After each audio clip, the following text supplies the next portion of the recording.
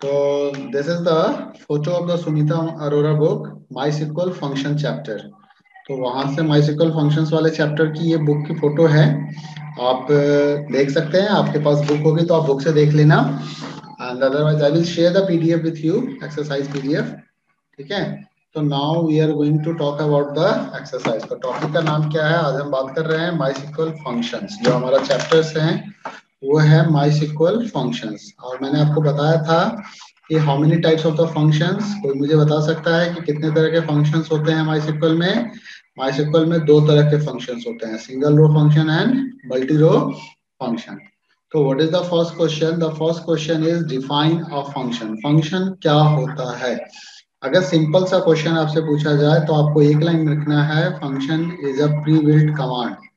Function is a pre built command. ये pre built command है, ठीक है, जो किसी खास पर्पस के लिए यूज होता है। Pre built command used for special purpose.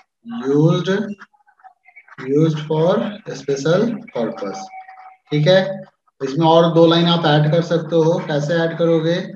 तो functions required some argument and it will return some value. Need some argument, ठीक है, एंड रिटर्न्स सम वैल्यू। और कुछ वैल्यू हमें वो रिटर्न्स करता है, रिटर्न सम वैल्यू। ठीक है, इस चीज को ध्यान रखना है। और एग्जाम्पल के तौर पे आप दो चार फंक्शंस के नाम बता देना। Now look at this question, this is the questions. And in this question the question is that select concat. अब देखो यहाँ पे नेस्टेड यूज ऑफ कॉनकैट हो रहा है, कॉनकैट का मल्टीपल्स यूज हो रहा है।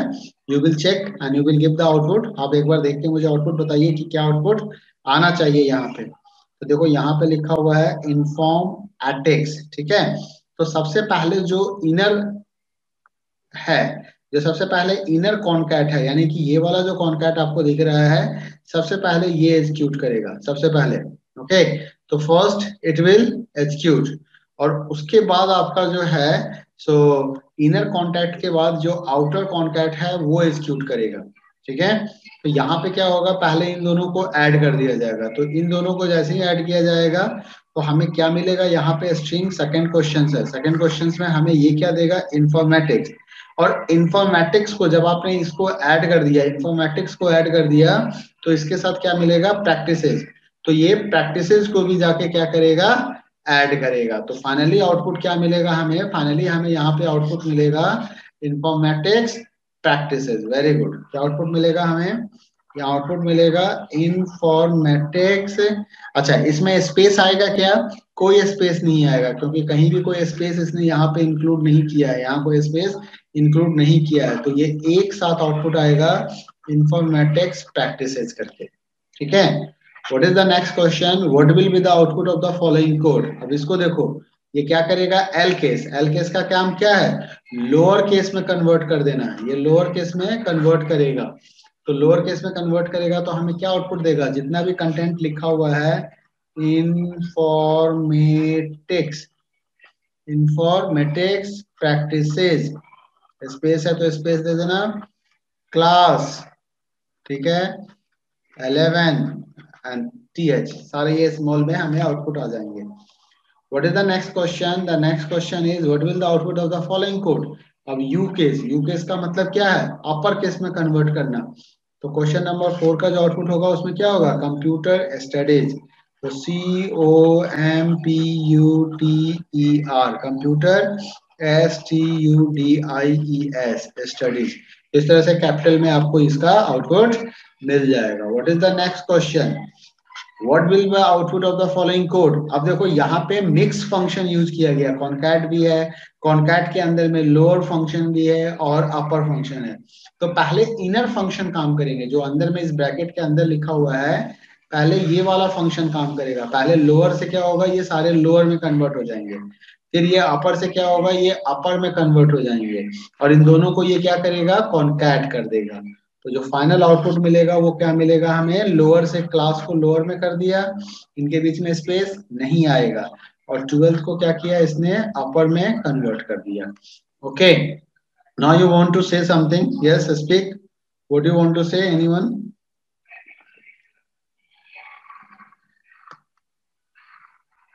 Okay, so now move on the next question, question number 6।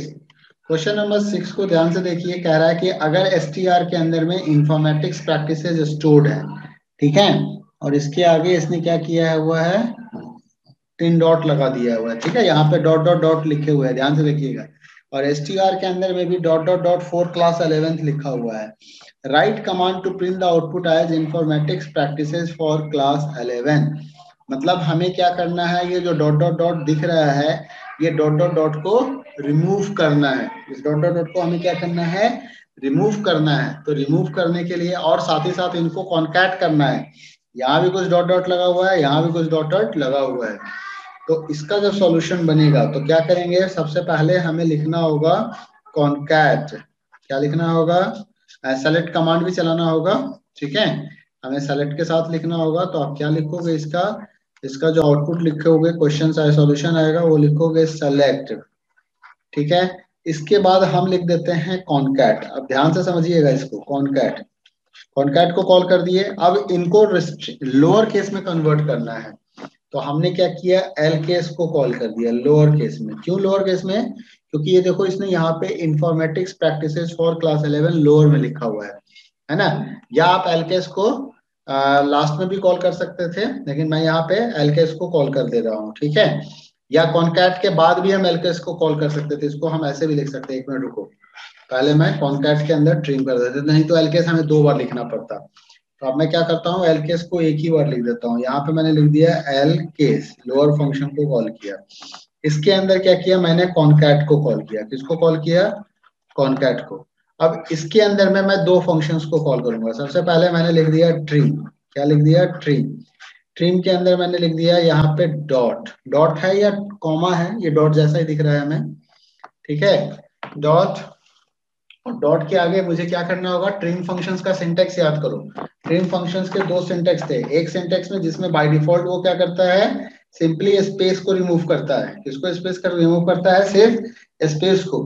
और दूसरा क्या था ट्रिम फंक्शंस में, दूसरा फंक्शन था कि ट्रिम के साथ हम किसी स्पेशल कैरेक्टर को भी रिमूव करा सकते हैं। तो कैसे करा कर सकते हैं, तो उसका हमारे पास 2 था। एक तो रिमूव एसटीआर फ्रॉम एसटीआर, मतलब हम उस एसटीआर को लिखेंगे जिसको कि हमें रिमूव करना है, ठीक है। तो यहाँ पे क्या करेंगे, हमने लिख दिया डॉट और यहाँ पे लिख दिया फ्रॉम, ठीक है, फ्रॉम। और हमारा स्ट्रिंग क्या था, हमारा स्ट्रिंग एसटीआर के अंदर में, देखो इसने कह रखा है कि ये एसटीआर के अंदर स्टोर्ड है, तो हम क्या करेंगे, हम वेरिएबल का नाम लिखेंगे, डायरेक्ट लिखेंगे वेरिएबल का नाम, ठीक है। तो हमने यहाँ पे लिख दिया एसटीआर। क्या लिख दिया, एसटीआर। इंफॉर्मेटिक्स प्रैक्टिसेस में नहीं लिख रहा हूँ, मैं एसटीआर लिख रहा हूँ। उसके बाद कॉमा, कॉमा देने के बाद मैंने क्या किया, फिर से ट्रिम फंक्शन को कॉल किया, ठीक है। और सेम सिंटेक्स, इस बार मैंने क्या किया, यहाँ पे मैंने दूसरा ट्रिम फंक्शन कॉल किया और फिर से मैंने यहाँ पे डॉट लगाया और फिर मैंने लिख दिया फ्रॉम, और इस बार मैंने लिख दिया str1। हो गया। तो ये देखो, एक ट्रिम हमने यहाँ कॉल किया, यहाँ कॉल किया, इन दोनों को कॉन्कैट फंक्शन ने कॉन्कैट कर दिया। अब ये कॉन्कैट को देखो, ये कॉन्कैट हमने स्टार्ट किया था, हमने इस कॉन्कैट को यहाँ पे बंद कर दिया, ठीक है। और अब हमारा एलकेस भी यहाँ पे ओपन है, तो हमने एलकेस को भी क्या किया, बंद कर दिया। तो इस तरीके से आप इसको कॉल करोगे, ठीक है, इस तरीके से। तो ये आपका कंप्लीट हो जाएगा, ये ट्रिम फंक्शन हो गया, ये कॉन्कैट का बंद हो गया, और ये आपका एल केस का बंद हो गया। मैं इसको अलग अलग कलर में कर देता हूँ, सो दैट आपको ध्यान रहेगा, ये कॉन्कैट के लिए बंद हो रहा है, और जो ग्रीन वाला कलर में दिखा रहा हूँ, ये एल केस यहाँ स्टार्ट हुआ और ये एल केस को यहाँ बंद किया, और लास्ट में सेमीकोलन लग दिया। इसने ऑलरेडी लिख रखा है कि str1 के अंदर में ये स्ट्रिंग लिखा हुआ है, और str2 के अंदर, str के अंदर में इंफॉर्मेटिक्स प्रैक्टिसेस लिखा हुआ है, तो इसके अकॉर्डिंग आपको काम करना है, ठीक है। तो ये आपका फाइनली सॉल्यूशन हो गया क्वेश्चन नंबर 6 का। अगर कोई डाउट हो किसी के मन में तो एक बार प्लीज बोल दीजिएगा फटाफट, या आप कमेंट बॉक्स में मैसेज कर दीजिए, चैट बॉक्स में आप मैसेज लिख दीजिए, ठीक है ना। तो आप मैसेज भी लिख सकते हैं। चलिए अगले क्वेश्चन को देखते हैं। What is the next question. तो जो नेक्स्ट क्वेश्चन है हमारा, यस, जो नेक्स्ट क्वेश्चन है हमारा, वो क्वेश्चन नंबर 7 को देखते हैं। Write the command to display the system date. अब आपको कमांड लिखना है सिस्टम डेट को दिखाने के लिए। तो चलिए मैं इसको क्लियर कर देता हूं। तो सिस्टम डेट को दिखाने के लिए हमें क्या करना है, कमांड लिखना है। तो क्वेश्चन नंबर 7, ठीक है, सिस्टम डेट को दिखाना है, तो हमारे पास कई सारे ऑप्शन है। आप क्या लिख सकते हो, सेलेक्ट करेंट डेट। क्या लिख सकते हो, सेलेक्ट कर डेट, करेंट डेट, है ना। हमारे पास कई सारे ऑप्शंस हैं, आप कर डेट भी लिख सकते हो, करेंट डेट भी लिख सकते हो, और एक और क्या था हमारे पास, एक ये कमांड आप लिख सकते हो, आप एक कमांड ऐसे भी लिख सकते थे। ये अलग अलग ऑप्शन है बेटा, आपको कोई एक ही यूज करना है, ऐसा नहीं कि आप सारे यूज करने लगना है, ठीक है। आप यहाँ पे कर डेट भी लिख सकते हो, है ना। देखो आप यहाँ पे इसने सिस्टम डेट दिखाने के लिए कहा था, आप यहाँ पे ऐसे भी लिख सकते हो, करेंट अंडरस्कोर डेट, ठीक है। अच्छा, इन सब कमांड को अगर भूल गए, मान लो आप इन सब कमांड को भूल गए, ध्यान रखिएगा ये सभी और कमांड में है, आप ऐसे भी लिख सकते थे, सेलेक्ट डेट और यहाँ पे नाउ, ठीक है। अगर आप ये भी भूल गए तो आप ऐसे भी लिख सकते थे, एक और ऑप्शन भी है, सेलेक्ट डेट और यहाँ पे आपको क्या लिखना है, सिस डेट। तो देखिए we have a multiple options to show the current date. तो करंट डेट दिखाने के इतने सारे आउटपुट हैं, इसमें से कोई भी एक कमांड आप लिख सकते हो अगर आपको करंट डेट दिखाना है तो। What is the next question, question number, हम नेक्स्ट की बात करें, क्वेश्चन नंबर 8 कहता है write a command to display the name of the current month. अब करंट मंथ का हमें नाम दिखाना है, तो हम क्या करते हैं, है ना। तो करंट मंथ का नाम दिखाने के लिए हमें मंथ नेम फंक्शन को यूज करना पड़ता है। सिर्फ मंथ से क्या होगा, वो नंबर बता देगा, तो हमें क्या करना है, मंथ दिखाना है। तो आपको यहाँ पे लिखना होगा कमांड, क्वेश्चन देखिए, आपको लिखना होगा सेलेक्ट, ठीक है, और यहाँ पे मैंने लिख दिया MONTH मंथ नेम, ठीक है। अब मंथ नेम को सिस्टम का डेट, करेंट डेट पास कर देते हैं, तो यहाँ पे मैंने क्या लिख दिया, कर डेट। मैंने कर डेट को पास किया और कर डेट किसको दे दिया, मंथ नेम को दे दिया, तो ये क्या करेगा, हमें मंथ का नाम प्रिंट करके दे देगा यहाँ पे, ओके। ये हमें मंथ का नाम प्रिंट करके दे देगा, ठीक है। इसके बाद हम बात करते हैं, नेक्स्ट है हमारे पास, what is the next question, write command to write SQL statement to display today the date is the current date। मतलब आज का डेट हमें दिखाना है, इसके लिए हमें क्या करना होगा, SQL स्टेटमेंट्स लिखना है, ठीक है। तो क्या कमांड लिखोगे, क्वेश्चन नंबर 9 को देखो, आपको लिखना है सेलेक्ट और मैसेज बनाना है, ठीक है। तो यहाँ पे कॉनकैट फंक्शंस को यूज करेंगे, कॉनकैट, और कॉनकैट फंक्शंस के अंदर में मैं ये पूरा स्ट्रिंग लिख दूंगा जो यहाँ से यहाँ तक दिया हुआ है। तो टुडे, ठीक है, कॉमा द डेट इज, ठीक है, और इस स्ट्रिंग को बंद करके यहाँ पे कर डेट को आप कॉल करेंगे, इससे हमें क्या मिल जाएगा, करंट डेट मिल जाएगा, ठीक है। एज, और यहाँ पे एज में मैं डेट लिख देता हूँ, ठीक है, और लिख के सेमीकोलन दे देता हूँ, तो ये हमें क्या करेगा, ये मैसेज दिखाएगा, today the date is the this, तो वो आज का डेट आपको दिखा देगा, ओके। नेक्स्ट क्वेश्चन है, what is the next question, write the command to print the day of the week of your birthday in a year 99। Day of the week, day of the week of your birthday, है ना, इन year 99, जो आपका birthday है उसका, जो भी 99 में birthday होगा आपका, तो वो आपको यहाँ पे मेंशन करना है। तो चलो मैं इसको दिखाता हूँ, इस कमांड को हम कैसे करेंगे। क्वेश्चन नंबर हमारा कौन सा है, 10। तो क्वेश्चन नंबर 10 का सॉल्यूशन देखिए हम कैसे लिखते हैं, this is the question number 10। तो आपको यहाँ पे लिखना है सेलेक्ट और क्या बताना है, डे ऑफ वीक।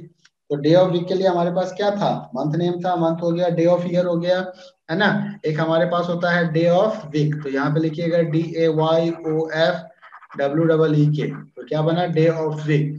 और जो भी आपका बर्थ डेट है, मान लीजिए आपका बर्थडे, मैं ये जूम करता हूँ कि 25 फरवरी है, सपोज करो, तो मैं क्या लिखूंगा, 199, ईयर तो इसने यही कहा था, 99 माइनस 02 माइनस 25, और यहाँ पे लास्ट में सेमीकोलन लगा देना इस जगह पे, ठीक है। तो हो गया हमारा, ये हमें दिखा देगा।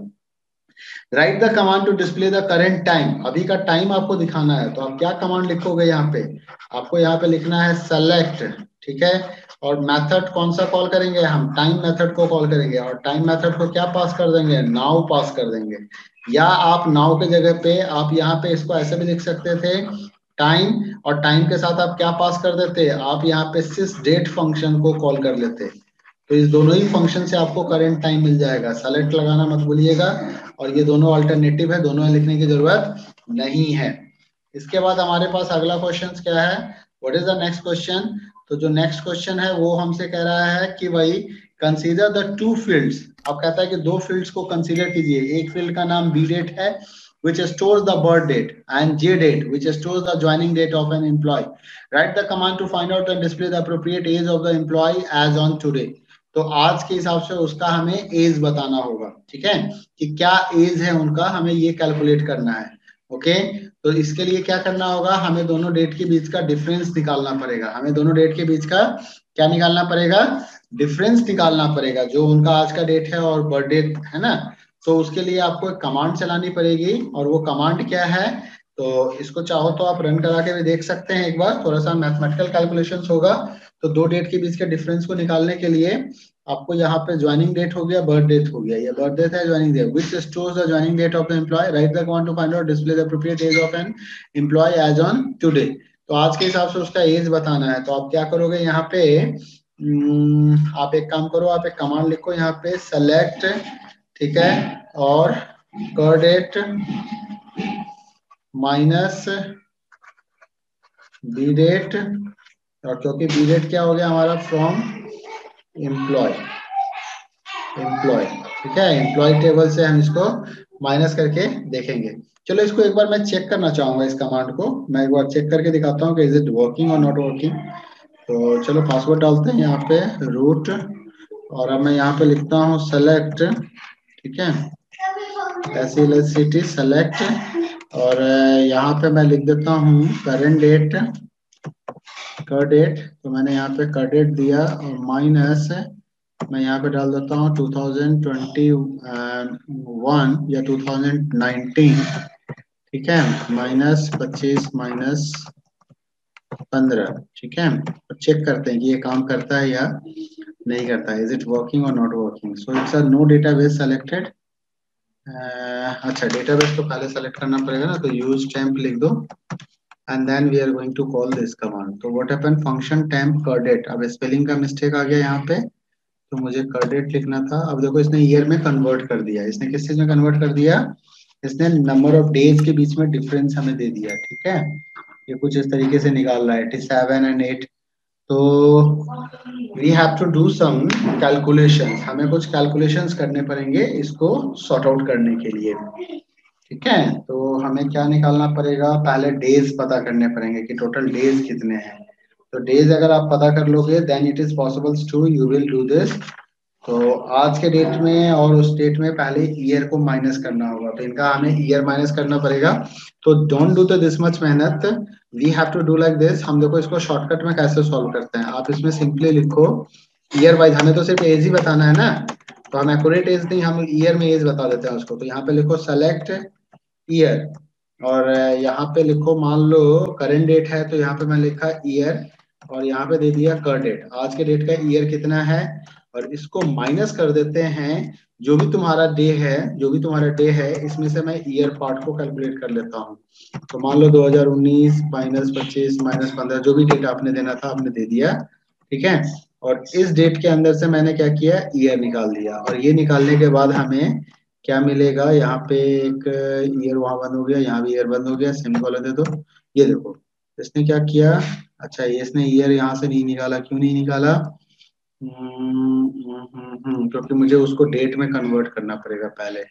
यहाँ पे एक फंक्शन और कॉल करना पड़ेगा, यहाँ पे लिखना पड़ेगा डेट, और यहाँ पे इसे डेट में कन्वर्ट करके still it is showing the y y y y y select year, और मैंने दिया कर डेट का ईयर दिखाओ, तो इसने दिखा दिया 2021, ठीक है। और मैंने यहाँ पे लिखा डेट 2019-25, अच्छा डेट ही गलत दिया था ना, sorry sorry sorry sorry, I have given the wrong date here, ये डेट ही गलत था, यहाँ पे 25-15-2 लिखना था ना, 15 फरवरी।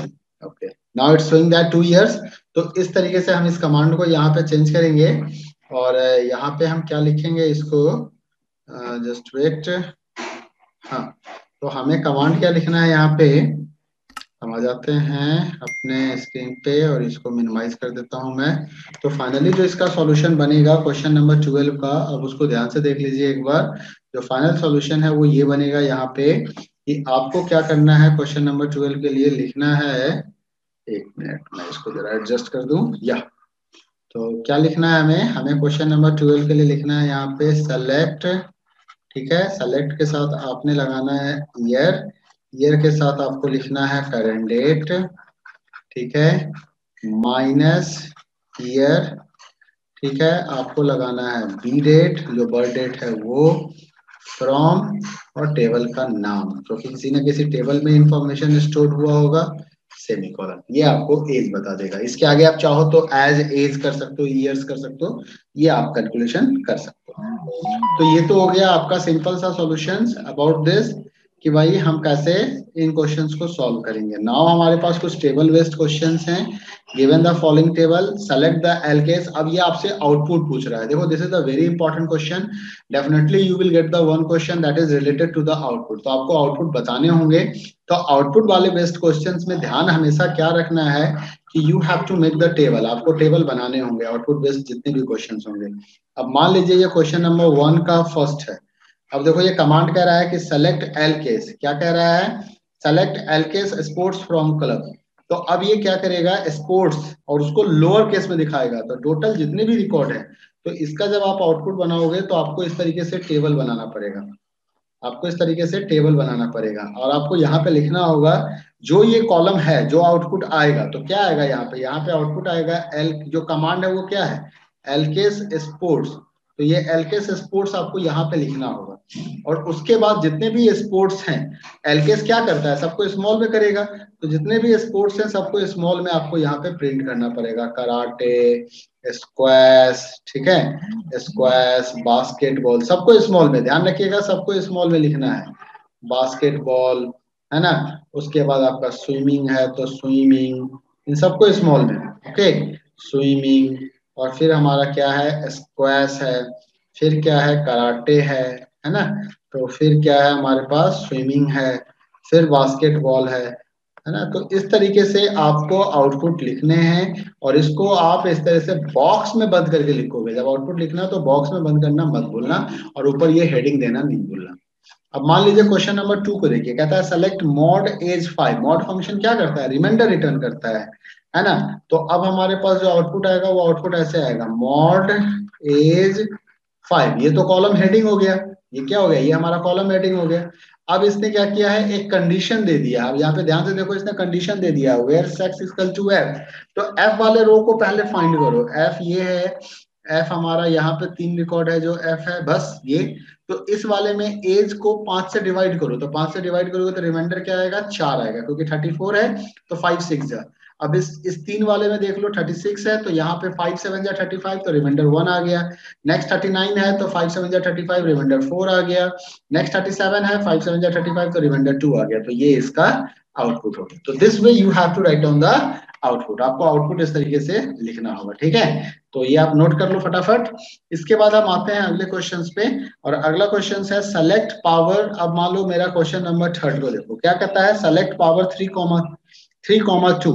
अब यहाँ पे देखो इसने पावर 3,2 लिखा है, तो जो आउटपुट होगा वो ध्यान से देखना है, यहाँ पे लिखा हुआ आएगा पावर 3,2, पावर 3,2 ये लिखा हुआ आएगा, ठीक है। अब इसी जगह पे देखो इसने कंडीशन क्या लगाया है, स्पोर्ट्स कराटे, तो इस कराटे वाले रिकॉर्ड को पहले हाईलाइट करते हैं, तो ये रिकॉर्ड कराटा है, ये कराटा है, और ये कराटे है, 3 कराटे रिकॉर्ड है। इसमें क्या करना है, इसमें इसने किसी कॉलम का नाम नहीं दिया, इसने डायरेक्ट कांस्टेंट दे दिया, तो 3 टू द पावर, तो ये क्या करेगा, 3 का स्क्वायर, यानी कि 3 का स्क्वायर क्या होता है 9, ये 3 टाइम्स 9 प्रिंट कर देगा, क्यों, क्योंकि 3 रो के लिए कंडीशन सेटिस्फाई हो रहा है, ये वाला कंडीशन है ना, लेकिन किसी कॉलम का नाम इसने नहीं दिया है, तो ये सिंपल कैलकुलेशन कर देगा और उसी आउटपुट को रिपीट कर देगा।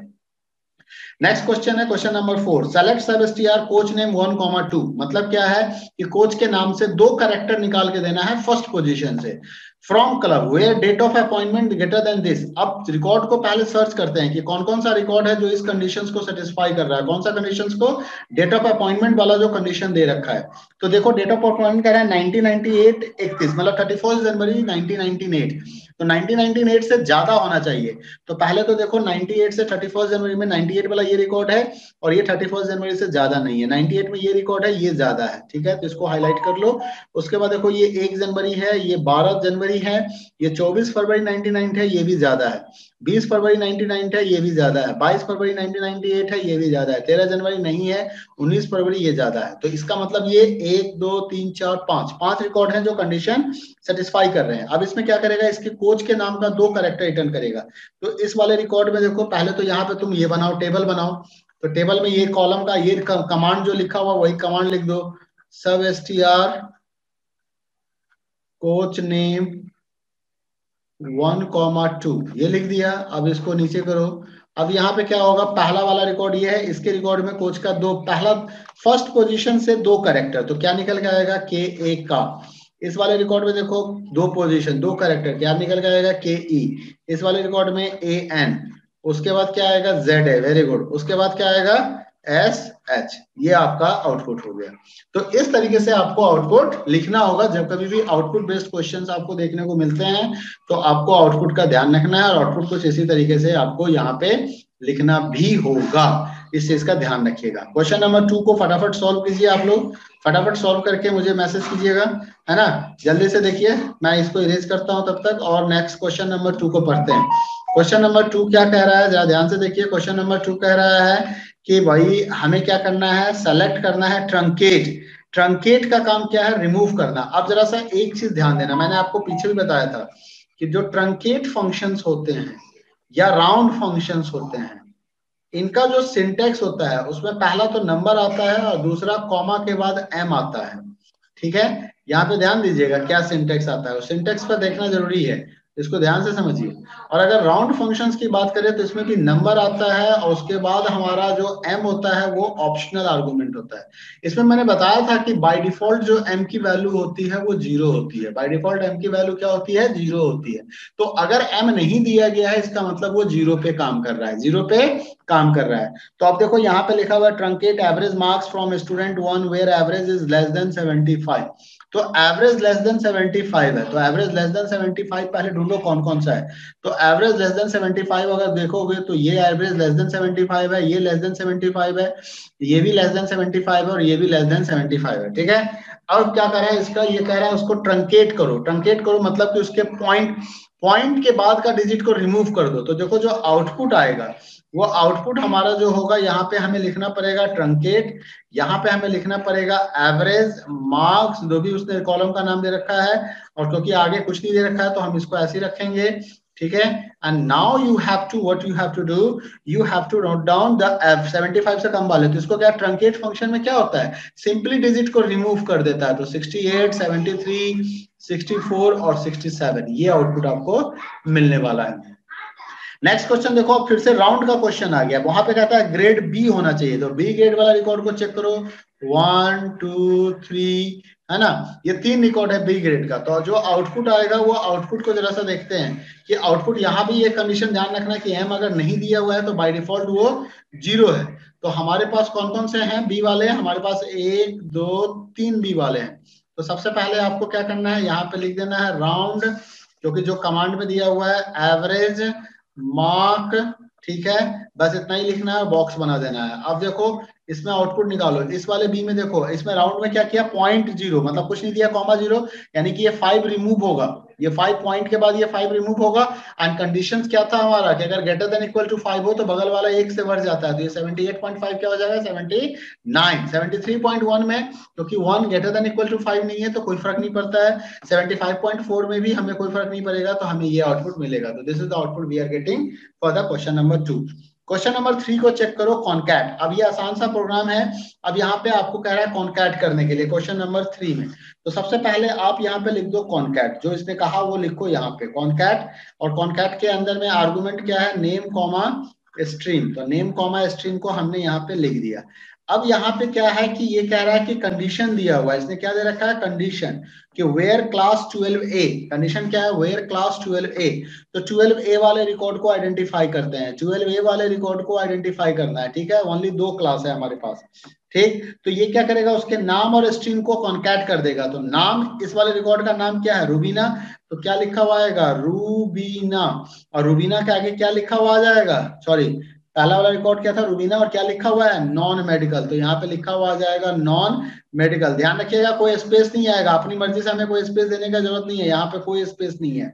नेक्स्ट लिखा हुआ है विकास, क्योंकि सेकंड रिकॉर्ड सेकंड लास्ट विकास है, तो हमने यहाँ पे लिख दिया विकास, और विकास के आगे भी हम क्या लिख देंगे, नॉन मेडिकल। तो ये आउटपुट आएगा आपको थर्ड क्वेश्चन का।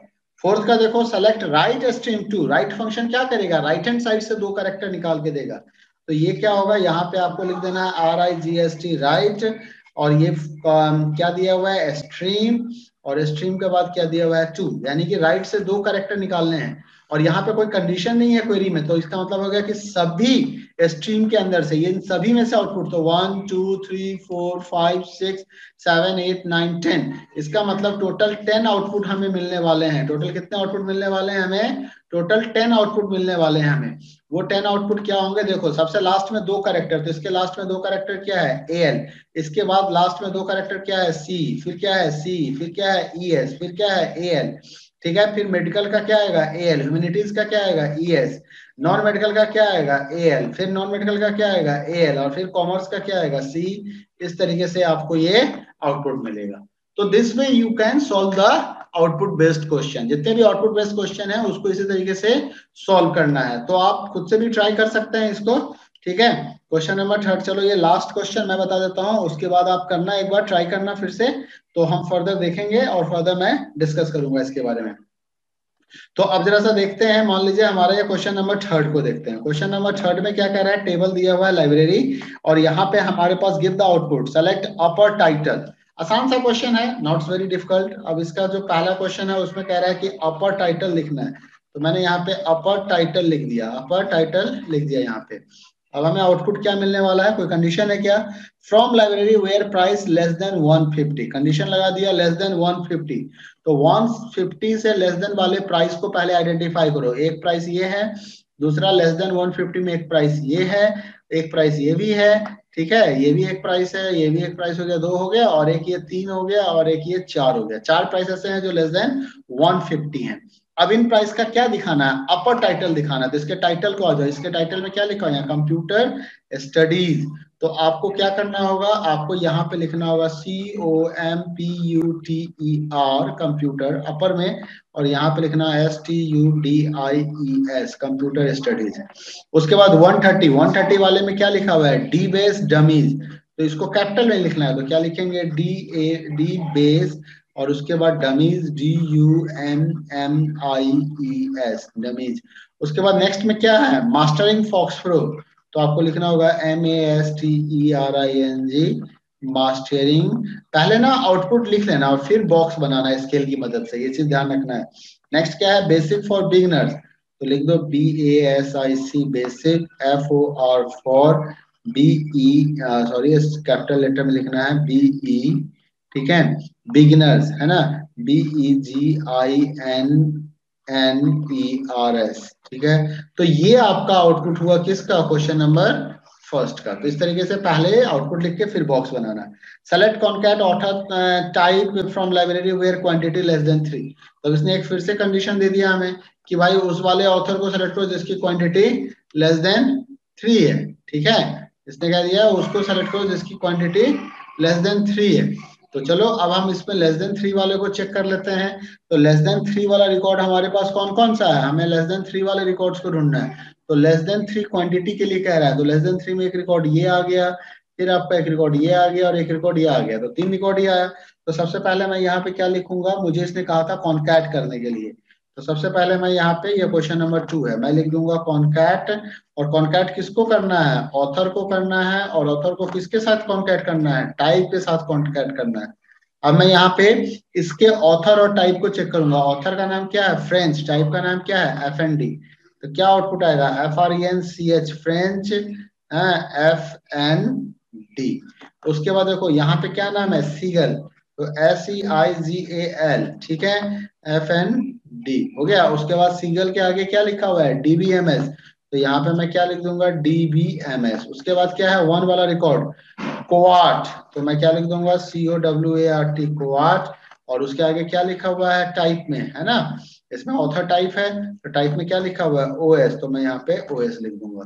तो हमें कुछ इस तरीके का आउटपुट आपको देखने को मिल जाएगा इस क्वेश्चन के अंदर। Getting my point. तो now you will try to solve the other questions. I am going to share this assignment with you. Okay, and you all have to solve this assignment. तो इसको solve करना है, and further we will do some other questions also. These are the next questions, so only some questions are left, so I will provide you. the solution of these questions also, but before that you require to be solve it at least one time. Okay, getting my point? Now I'm going to end the class for today. If you want to say anything, you please put a message, just write a message to me, okay, or you can ask me.